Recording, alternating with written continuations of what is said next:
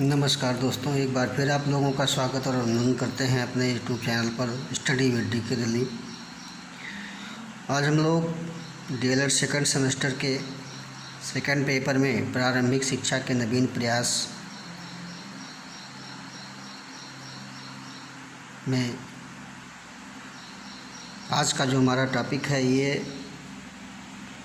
राष्ट्रीय शिक्षा नीति 1986 व संशोधित राष्ट्रीय शिक्षा नीति 1992 या इसको कार्य योजना 1992 के नाम से जाना जाता है। इसमें हम लोग आज के वीडियो में राष्ट्रीय शिक्षा नीति 1986 के मुख्य बिंदुओं के बारे में चर्चा करेंगे। तो उसके पहले हम लोग थोड़ी सी राष्ट्रीय शिक्षा नीति के पूर्व में आए हुए जो राष्ट्रीय शिक्षा नीति लाई गई थी उसके बारे में थोड़ी सी चर्चा कर लेते हैं। तो जैसा कि ऐसा सरकार द्वारा या यूँ कहें कि कांग्रेस गवर्नमेंट के द्वारा पहली राष्ट्रीय शिक्षा नीति 1968 लाया गया था। 24 जुलाई 1968 में लाया गया और कांग्रेस सरकार के द्वारा इसे घोषित किया गया कुछ बातों को लेकर के। उसके बाद दूसरी राष्ट्रीय शिक्षा नीति 1979 में लाई गई और इस समय 1977 से 1980 तक जनता दल की सरकार थी और इस 1979 में दूसरी राष्ट्रीय शिक्षा नीति आती है। लेकिन इस राष्ट्रीय शिक्षा नीति को जो है संसद के द्वारा स्वीकृति नहीं मिल पाती है और यह कागज़ों तक ही मात्र सीमित रह जाता है।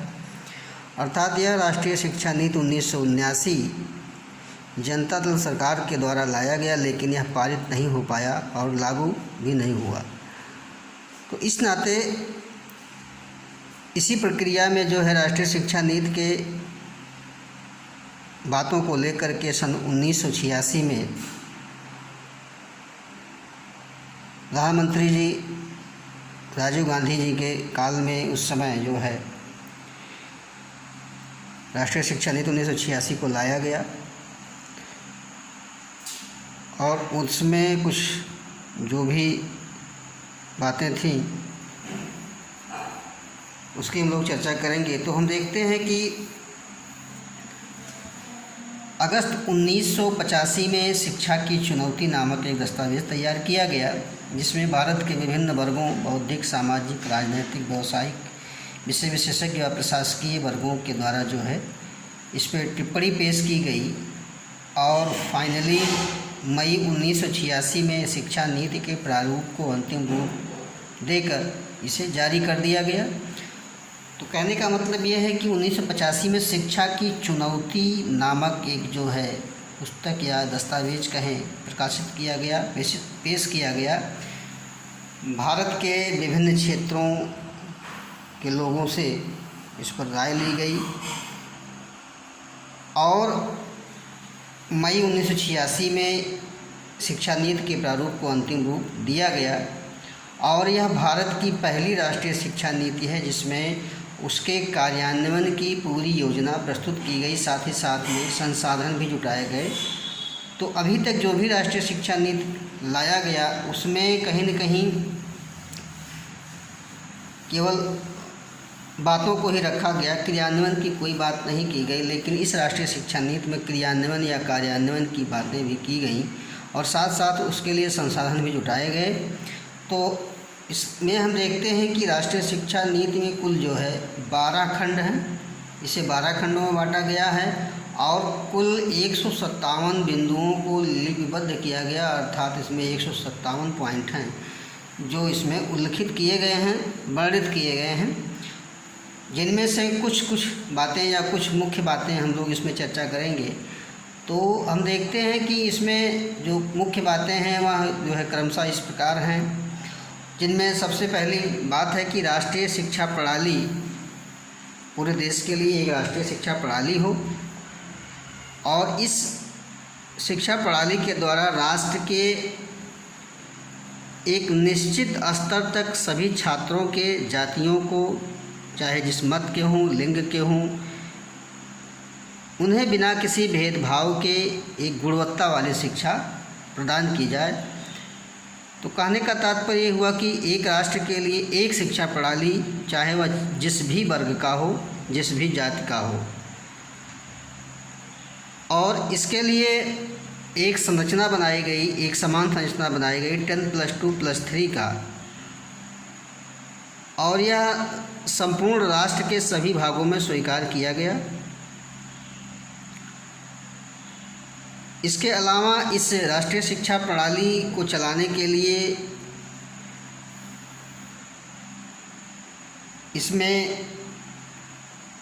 कुछ ऐसी संस्थाएं हैं जिनको जो है संचालित करने के लिए जिम्मेदारियां दी गई या उनके नेतृत्व में इस राष्ट्रीय शिक्षा को चलाने के लिए कार्य किया गया।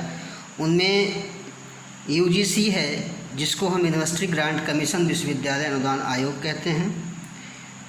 अखिल भारतीय तकनीकी शिक्षा AICTE और भारतीय कृषि अनुसंधान परिषद ICAR, भारतीय चिकित्सा परिषद IMC, इसके अलावा राष्ट्रीय शैक्षिक अनुसंधान एवं प्रशिक्षण परिषद NCERT, राष्ट्रीय शैक्षिक योजना प्रशासन संस्थान NIPA और अंतर्राष्ट्रीय विज्ञान एवं तकनीकी शिक्षा संस्थान IISTE।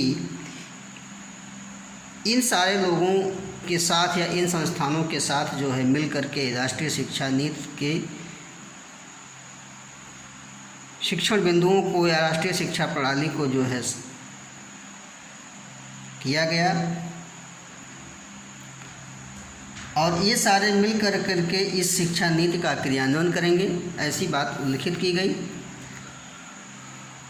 इसके बाद एक पूरे देश के लिए राष्ट्रीय पाठ्यक्रम की योजना बनाई गई, अर्थात एक राष्ट्र के लिए स्वतंत्रता संघर्ष, जो भी इतिहास हैं उनके, जो संस्कृतियाँ, जो सांस्कृतिक विशेषताएं हैं उसके बारे में, और शिक्षा के सभी स्तरों पर शिक्षा के पाठ्यक्रम तथा उसके प्रक्रियाओं में जो है सांस्कृतिक पाठ्यवस्तु को या सांस्कृतिक पहलुओं को मजबूत किया जाए और सार्वभौमिक सनातन मूल्यों को बढ़ावा दिया जाए। इसके अलावा जो भी पुस्तकें हैं या पुस्तकालय हैं वह जो है छात्रों तक, सभी छात्रों तक पहुँचे और पुस्तकालयों में सुधार किया जाए। नए पुस्तकालयों की स्थापना की बात की गई। साथ साथ में इनके गुणवत्ता में सुधार, लेखन में सुधार के लिए प्रोत्साहन दिया जाए।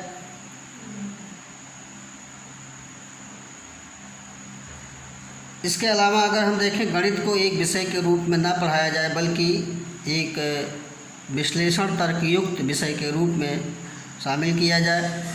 विज्ञान विषय को इस तरह से बनाया जाए, इस तरह सुदृढ़ किया जाए कि यह बालकों में सृजनात्मकता, रचनात्मकता जैसी योग्यता और मूल्यों को विकास करे, ताकि और इसके साथ साथ में विज्ञान के द्वारा स्वास्थ्य, कृषि, उद्योग एवं जीवन के अन्य पक्षों से भी इसे जोड़ा जाए।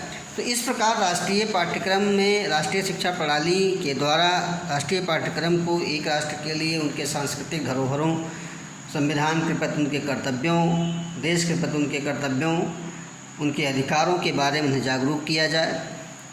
इसके बाद हम देखते हैं अगला जो पॉइंट है वो है शिक्षा में समानता। तो शिक्षा में समानता का तात्पर्य यह है कि जो भी शैक्षिक अवसर हैं हर व्यक्तियों को, हर विशेष वर्ग को मिले। नई शिक्षा नीति 1986 में इस असमानता को दूर करने का कार्य किया गया, जिनमें चाहे वह स्त्री शिक्षा की बात हो या SC/ST शिक्षा की बात हो, OBC शिक्षा की बात हो, अल्पसंख्यकों की शिक्षा की बात हो, अर्थात कहने का तात्पर्य है कि शैक्षिक दृष्टि से जो भी पिछड़े बालक हैं, समाज हैं, उन्हें विशेष रूप से प्रोत्साहन दिया जाए, स्त्री निरक्षरता को दूर किया जाए, प्रारंभिक शिक्षा की पहुंच सभी वर्गों को मिले, चाहे वह स्त्री हो, पुरुष हो, किसी भी जाति वर्ग का हो। शैक्षिक दृष्टि से अगर पिछड़े अल्पसंख्यक हैं तो उनके क्षेत्रों में भी ध्यान दिया जाए। जहाँ पर यह व्यवस्था नहीं है उनके शैक्षिक विकास को लेकर के, चाहे वह विद्यालय को लेकर के हो, शिक्षकों को लेकर के हो, वहाँ पर विद्यालय व शिक्षकों का नियुक्ति और विद्यालय निर्माण की बात की गई। इसके अलावा जो भी जनजातीय क्षेत्र हैं उनमें भी प्राथमिक स्कूल खोलने की बात की गई। उनके पाठ्यक्रम, उनके जनजातीय अन्वेषण या उनके संचार साधनों का विकास किया जाए। और जो भी शैक्षिक दृष्टि से पिछड़े ग्रामीण क्षेत्र हैं उन्हें भी प्रोत्साहन दिया जाए। दूरगामी क्षेत्रों को, चाहे वह रेगिस्तानी क्षेत्र हों या जो भी दुर्गम क्षेत्र हैं, वहाँ पर शिक्षा में समानता का स्तर लाया जाए और सभी को शिक्षा का समान अवसर मिले। इसके साथ साथ इसी धारणा में शिक्षा का सर्वव्यापीकरण अर्थात लोक व्यापीकरण की भी बात की गई। तो इस प्रकार हम कह सकते हैं कि जब शिक्षा में समानता की बात होगी तो शिक्षा का सर्वव्यापीकरण अपने आप हो जाएगा, सभी जन जन तक शिक्षा जो है पहुँचेगी। इसके अलावा अगला जो बिंदु है वो है औपचारिकेतर शिक्षा अर्थात अनौपचारिक शिक्षा की बात की गई। अगर विद्यालयों के द्वारा बालकों को शिक्षा नहीं मिल पा रही है औपचारिक रूप से, तो औपचारिक के इतर अर्थात अनौपचारिक शिक्षा के माध्यम से भी जिन्हें शिक्षा नहीं मिल पा रही है उन्हें शिक्षित किया जाए। इसके बाद महिला शिक्षा की बात की गई, रोजगार परक शिक्षा की बात की गई।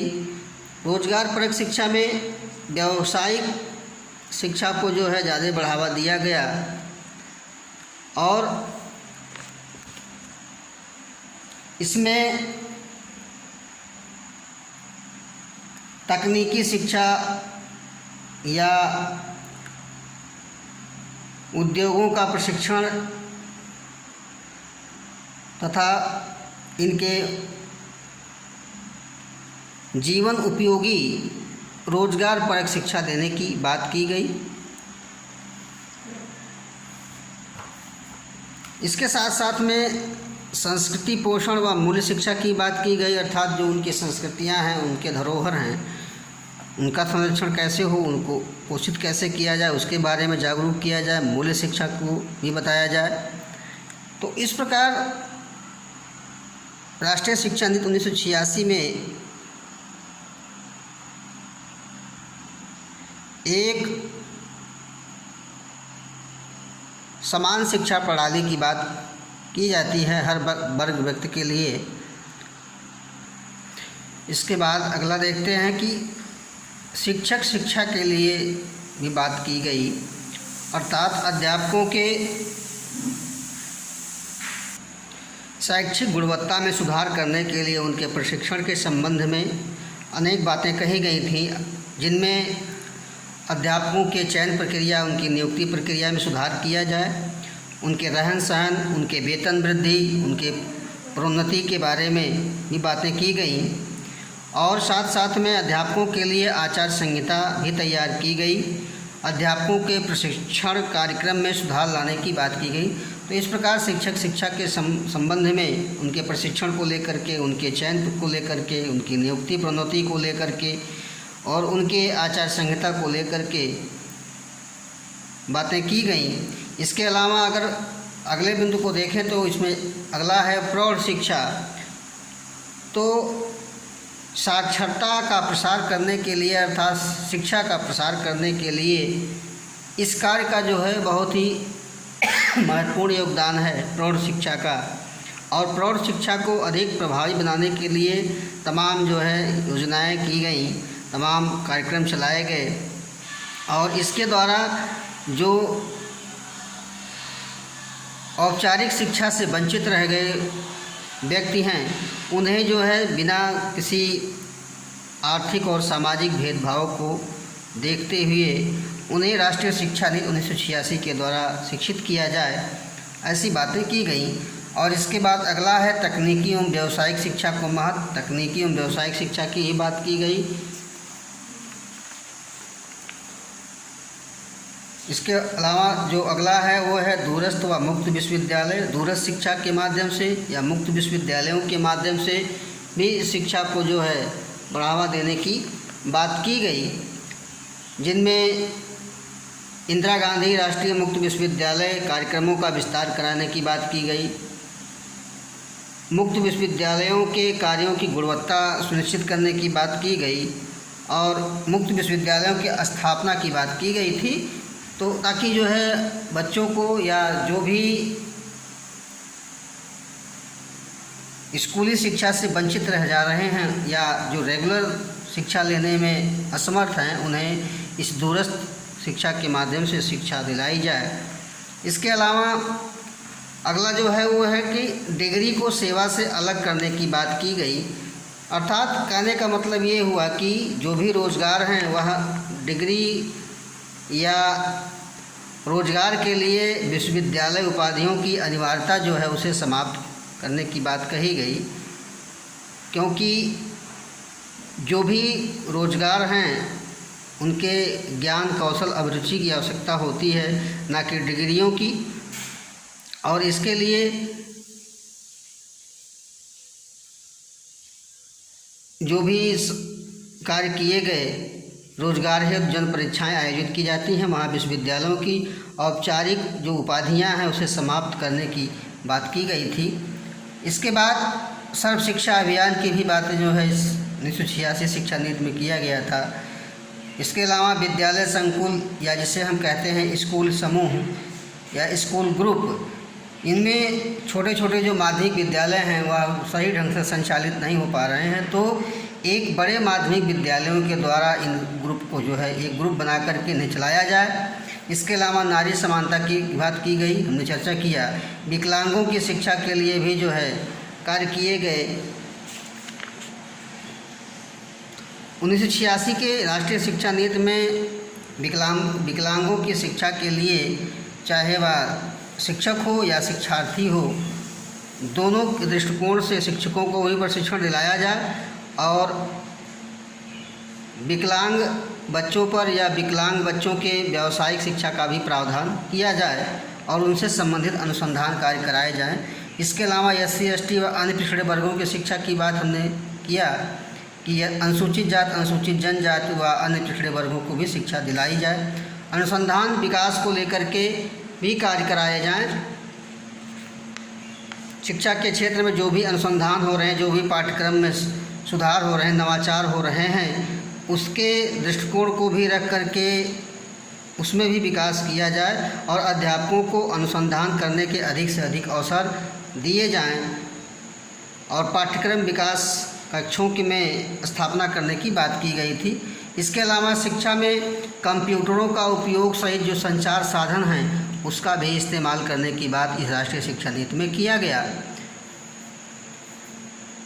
इसके अलावा खेल, शारीरिक शिक्षा तथा युवा, तो इनमें हम युवा खेल अर्थात जो भी हैं स्वास्थ्य शिक्षा या शारीरिक शिक्षा, खेल कूद के माध्यम से पाठ्यक्रम में इनको शामिल किया जाए और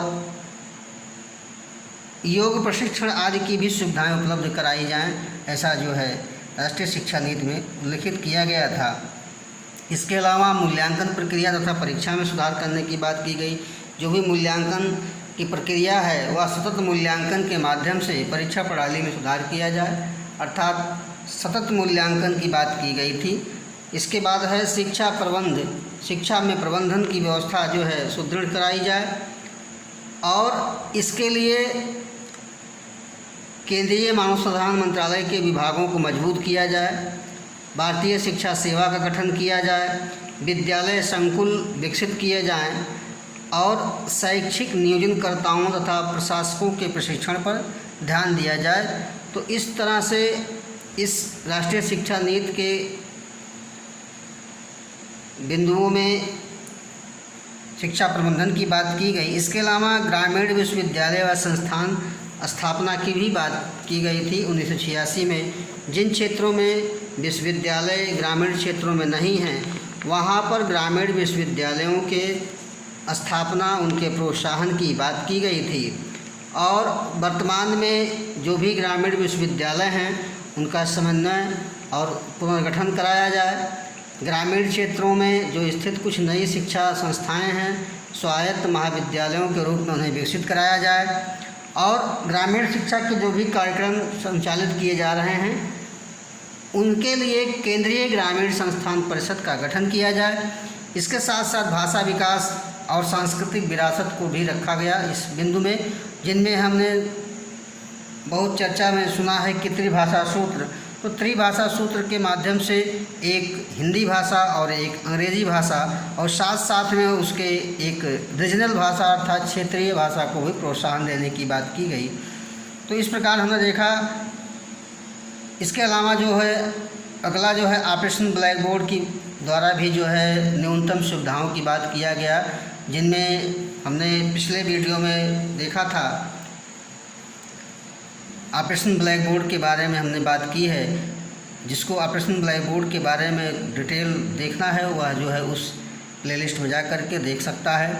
इसके अलावा इस राष्ट्रीय शिक्षा नीति के द्वारा नवोदय विद्यालय की स्थापना या गत निर्धारक विद्यालयों की बात की गई थी, जो जहां पर प्रतिभाशाली बालकों को शिक्षित करने पढ़ाने की बात की गई थी, जहां पर ग्रामीण क्षेत्र के 75% बालकों का प्रवेश की बात की जाती है।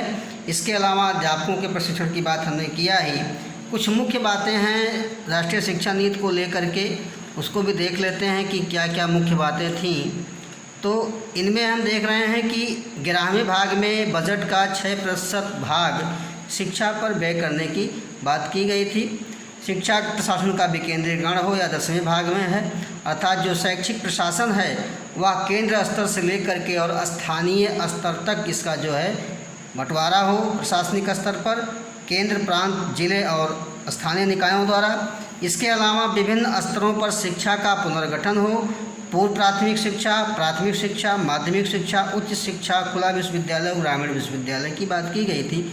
तो हमने देखा कि पूर्व प्राथमिक शिक्षा की बात जो है कहीं न कहीं यह ICDS जो या ECCE प्रोग्राम था, उसकी हमने चर्चा पिछले वीडियो में किया है।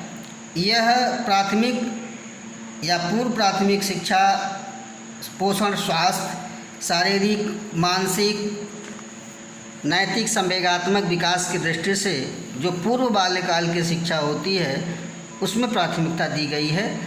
तो इस तरह से जो भी बालक हैं उन्हें साक्षर करने, शिक्षित करने की बात की गई थी। अब अगर हम अगले बिंदु को देखें तो पुस्तकालयों में सुधार, त्रिभाषा सूत्र, गत निर्धारक विद्यालय और मिड डे मील KBS की बातें इसी राष्ट्रीय शिक्षा नीति के माध्यम से किया गया था। इनमें हम थोड़ा सा जो पूर्व प्राथमिक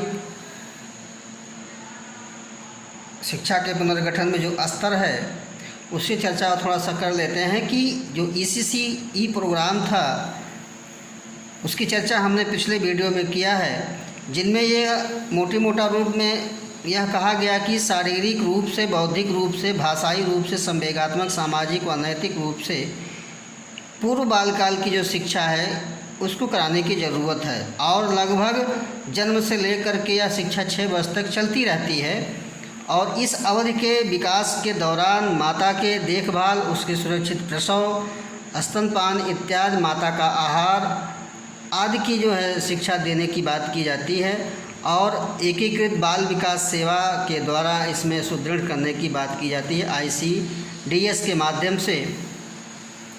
और इसके लिए कहीं न कहीं आंगनबाड़ी केंद्रों को ही जो है इस स्तर से कार्य करने के लिए जिम्मेदारियां दी गई हैं। तो हमने देखा कि राष्ट्रीय शिक्षा नीति के कुछ मुख्य बिंदुओं को, अब इसके बाद हम लोग जो है थोड़ा सा इसके उद्देश्यों को देखते हैं कि इसके जो मुख्य उद्देश्य थे वो क्या हैं।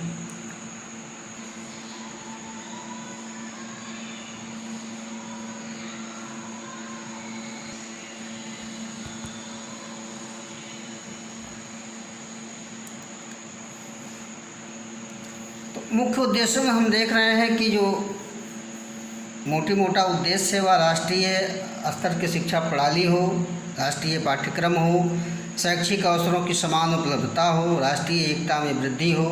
1968 की शिक्षा नीति के द्वारा जिन उद्देश्यों की पूर्ति नहीं हो पाई थी उसे पूरा करके प्राप्त करने की इसके जो है मुख्य उद्देश्य हैं। इसके बाद हम लोग इसके अगले टॉपिक को जो है देखेंगे अगले वीडियो में, जो राष्ट्रीय शिक्षा नीति के जो कार्यान्वयन या क्रियान्वयन प्रोग्राम ऑफ एक्शन 1992 संशोधित राष्ट्रीय शिक्षा नीति को देखेंगे कि प्रोग्राम ऑफ एक्शन 1992 क्या है। इसमें राष्ट्रीय शिक्षा नीति के विभिन्न खंडों में किए गए जो संशोधन हैं उनके बारे में हम लोग जो है चर्चा करेंगे कि क्या क्या उसमें संशोधन किए गए, कौन कौन सी बातें और शामिल की गई। तब तक के लिए धन्यवाद।